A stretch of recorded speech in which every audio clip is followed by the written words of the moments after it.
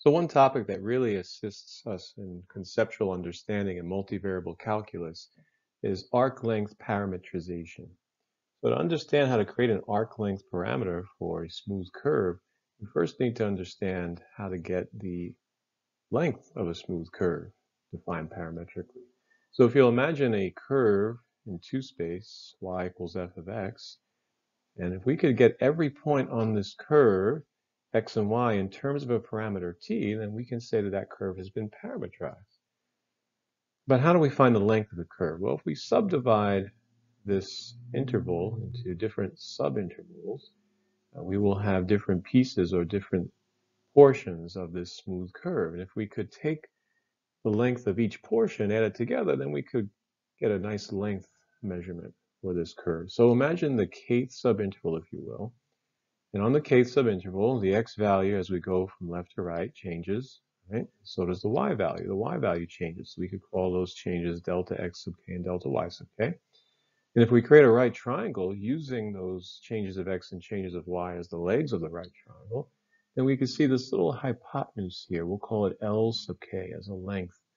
And that closely approximates, you can even see with this crude diagram that I drew, you could see that that hypotenuse does a pretty good job approximating the length of that smooth curve over that subinterval.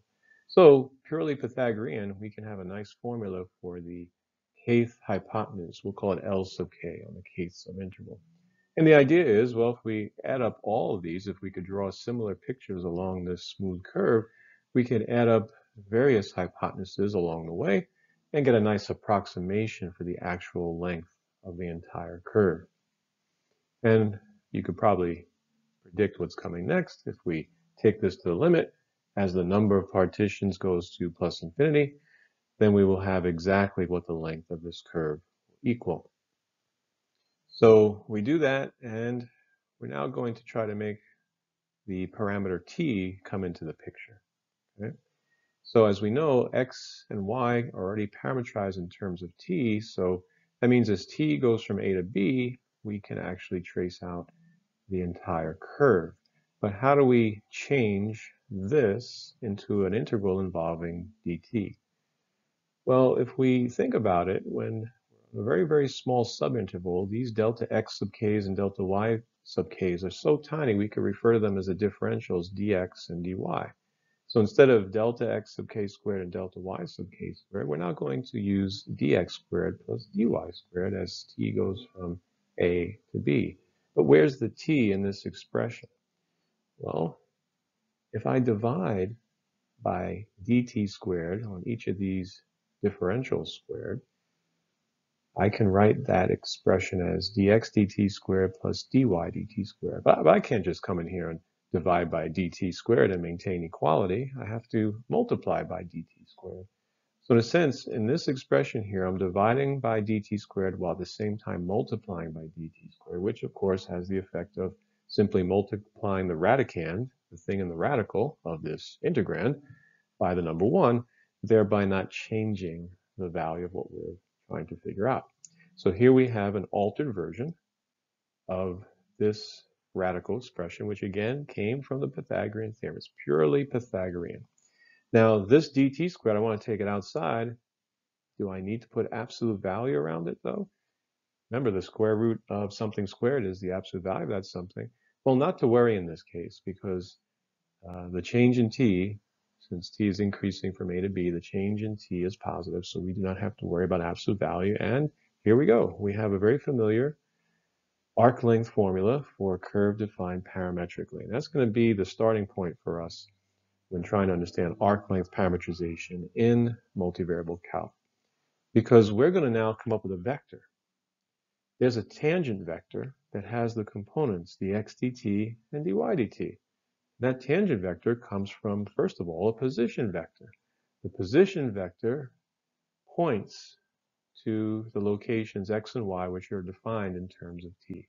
So think of an arrow pointing to any location on the curve. It could start at the origin and point to any location on the curve, and that's how we could trace on the curve. That's called a position vector.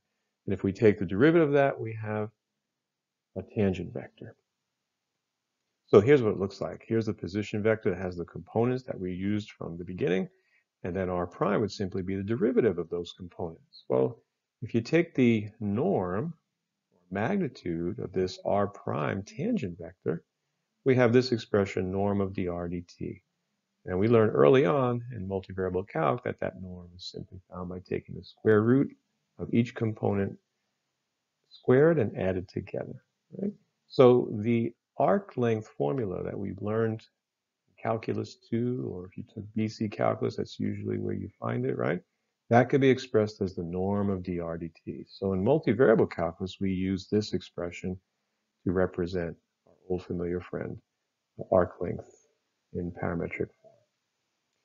Now, what we want to do is use that as a platform to create what's called a positive change of parameter from t to s. So we want to start at a particular t value, let that be our starting point. We haven't accumulated any distance along the curve. And we want to convey the notion of, okay, as t goes on, we're going to accumulate arc length s. So s is going to be a function of t. So how do we get s as a function of t? Well, we take this as our model and we start at some initial t value. It could be 0, but it doesn't have to be 0. So a more general form is just saying t sub 0, any point on the clock, any time that you want to start, referencing this motion, you can. And you could refer to how far away are we from starting at that location. So if you start at t sub 0, you haven't traveled anywhere yet. So your distance should be 0. But then we want to figure out, well, how far along do we go as we move on from there? T sub 0 to t. And so that's why we use this arc length integral to help us understand how to get the formula. It really is just a natural extension of the length of a curve defined parametrically. So let's see how that looks. So we start with this, and notice now, of course, we have to use a dummy variable, in this case u, because t is now being used as an upper limit of integration. So it can't appear in both places. That would be a little confusing as we have it as a limit of integration. But by the fundamental theorem of calculus, if you recall, what would happen if we differentiated both sides with respect to t? Well, clearly on the left, you would get ds dt. On the right, if you d dt the right side, perhaps you remember, replace the dummy variable with the upper limit of integration, which is our parameter t. So we have this expression, ds dt equals the magnitude of the tangent vector, which is called dr dt. But notice, what would happen if s and t were the same? What if t was the arc length parameter s? Well, right away we can make some conclusions. If we replace t with s, you have ds ds, which is just 1. And if you replace this t with s, you would have norm of dr ds. So here we have our first encounter with this notion that the magnitude of the tangent vector, when expressed in terms of arc length parameter, is always equal to 1. In fact, if the magnitude of the tangent vector with respect to t or anything else is equal to 1, then we say s and t simply differ by a constant. Now, how can we prove that? Well, let's start with our arc length parametrization integral, okay, which came from the length of a smooth curve defined parametrically. And let's use the if part of this statement. I'm saying if the norm of the tangent vector expressed in terms of any parameter, whether it be t, u, s, anything, if it always equals 1, then we're saying that s and t differ by a constant. So we could use the if part. Let's say this magnitude, this norm equals 1. So even if it's expressed in terms of u, I'm going to say, okay, I'm going to put a 1 here instead. What would that look like? Well, it'll just be the integral of 1 to u, which is just u, as u goes from t sub 0 to t. Well, there it goes. That gives us, by the fundamental theorem of calculus, the difference t minus t sub 0. So here we have it. Arc length s can be expressed in terms of t by t minus t sub 0. So think about what that means. If t sub 0 is your initial point where you're starting and you're staying put there for a moment, you haven't gone anywhere. You have accumulated no distance. So if t equals t sub 0, t sub 0 minus t sub 0 gives you 0 distance. Your distance, your arc length is 0. Now, when you start moving beyond t sub 0, now this difference becomes non-zero, and you start accumulating positive arc length. That's why it's called positive change, right? Positive arc length parametrization. So again, S equals t minus t sub 0, which is logically equivalent to saying t equals S plus t sub 0. So this affords us another opportunity to convince ourselves that the norm of dr ds is indeed equal to 1. Here's a couple ways to look at that. So we know from our fundamental theorem of calculus applied to our arc length parametrization integral, we know that ds dt equals the norm of dr dt. So here it is written again. But what is S? S is t minus t sub 0. So if I replace that S with the t minus t sub 0 and I differentiate it with respect to t, I'm really dt'ing t minus t sub 0. Now t sub 0 is just some number. So that's going to be the derivative of t is 1, derivative of a constant, some number is 0. So 1 minus 0 is 1. That's one way to get our mind around it. If you prefer thinking in terms of the arc length parameter S instead, we can instead replace t with S plus t sub 0. Here's how that looks, right? We start with the same thing, ds dt, but this time we're going to change the t to S plus t sub 0. So we're taking ds ds sub S plus t sub 0. How do you do that? Well, let's be a little crafty here with how we can express the arc length parameter S. Isn't it true that S is equal to S plus t sub 0 minus t sub 0?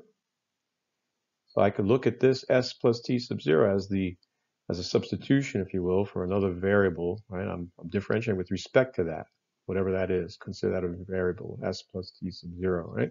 So the derivative of that with respect to that is 1. And again, this is just a constant, so the derivative of that is 0. So again, we arrive at 1. So that's just another crafty way to get the same thing. There's so many ways to convince ourselves of this fact that the norm of the tangent vector when expressed with an arc length parameter is always equal to 1. So what does it mean though visually when we look at these things? Well, here's a very easy function to parameterize. You see y equals 2 is our function, right? So we here have two vectors. One's pointing to the point 0.3 comma 2.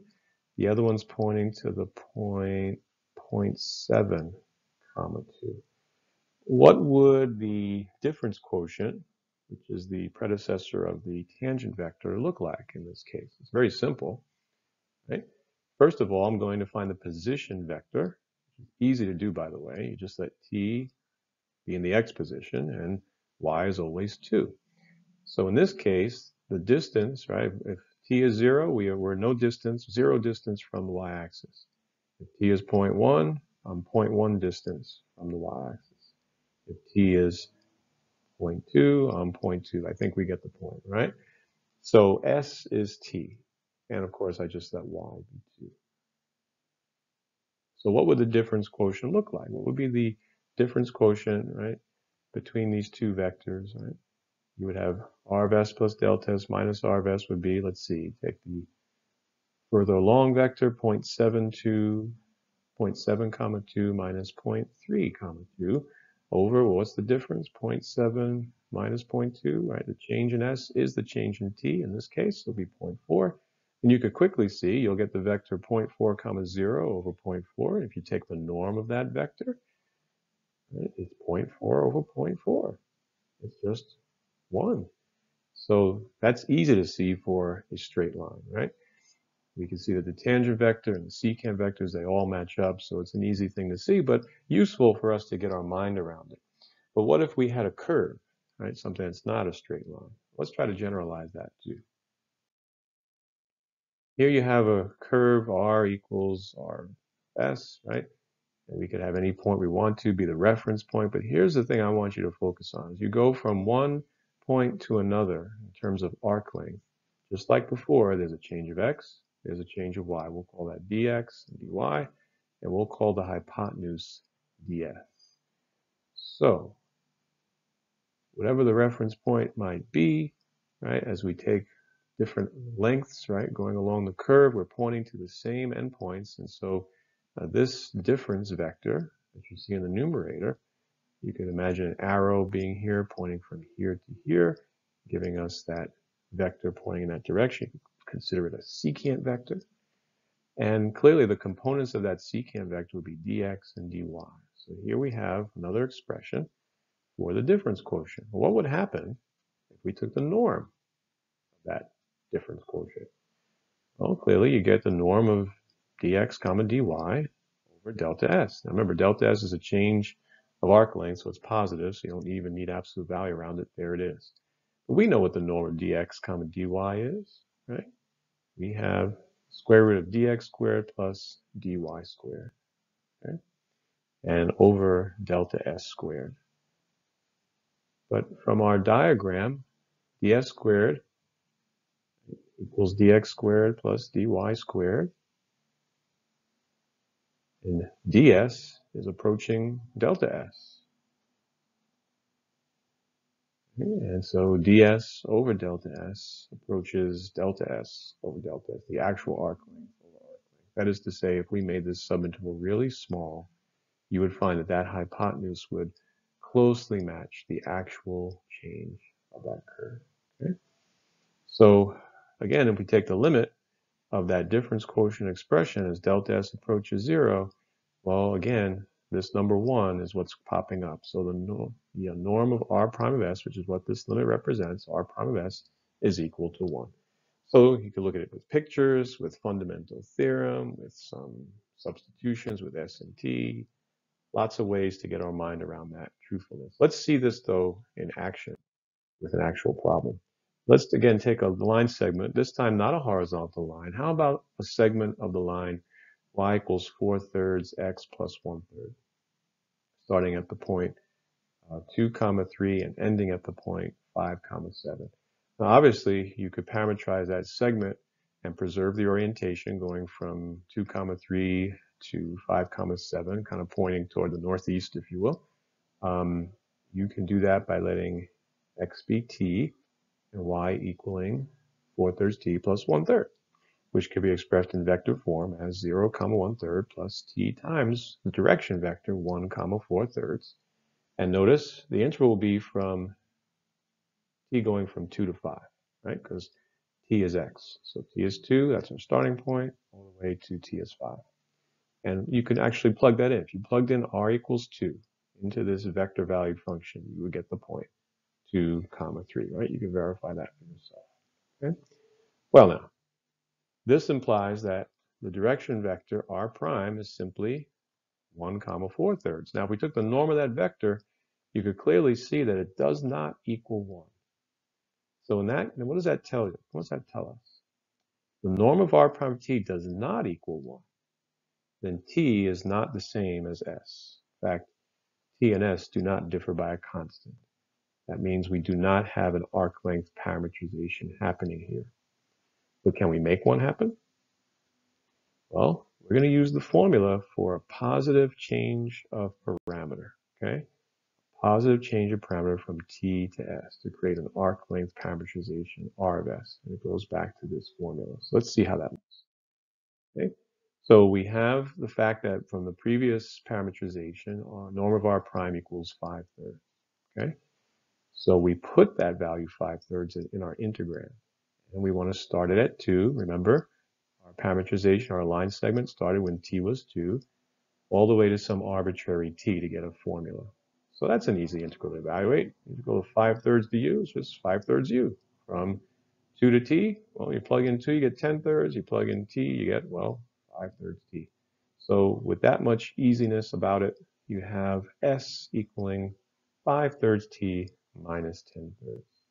So if s equals 5/3 t minus 10/3, we could just do some maneuvering and solve for t in terms of s. Okay, so now we know what t is in terms of s. And if we go back to our vector valued function in terms of t, which can be written this way, we can replace that t with 3/5 s plus 2. And if I do that, I take 0, 1/3 and replace t with 3/5 s plus 2, we wind up with this expression, 0, 1/3 plus 3/5 s plus 2 comma 4/5 s plus 8/3. And that would be the vector valued function r of s, pointing to the same locations on the curve, but in terms of where we are, in terms of how far along the distance from our starting point instead of how far along the clock has gone. So r of s can be simply written like this. But here's the interesting thing to see if this really works. What would be the norm of this vector? What would be the norm of this vector? Oh, I should be more specific here. What would be the norm of r prime, right? The derivative of this vector. Right? Let's be careful. What would be the norm of r prime, the derivative of this vector? Can you see the Pythagorean pieces coming into play?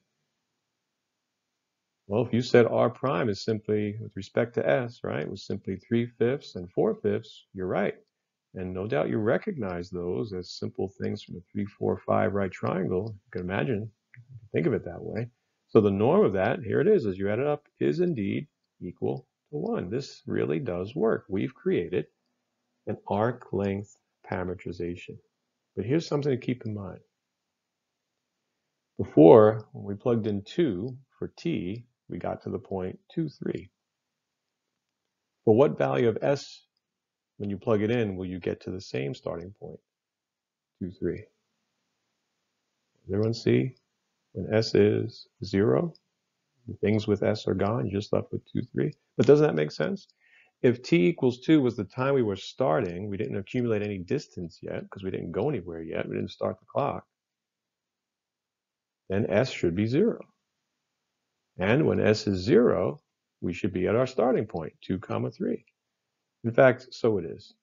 The domain of r of s is different from the domain of r of t, but it corresponds to the same location. So s goes between 0 and 5, which really makes sense. If you found the distance between 2, 3, and 5, 7, the distance is 5. But we've expressed ourselves in terms of where we are along the curve instead of when we are at those locations. So I hope this helps you get your mind around arc length parametrization a little bit better. And if you become well versed in going back and forth from t to s and s to t, you will have a greater conceptual understanding when it comes to curvature and other cool things in multivariable calculus. We hope you enjoyed this Per Notes video. Please like and subscribe, and I'll see you next video. Take care, everyone. Be safe.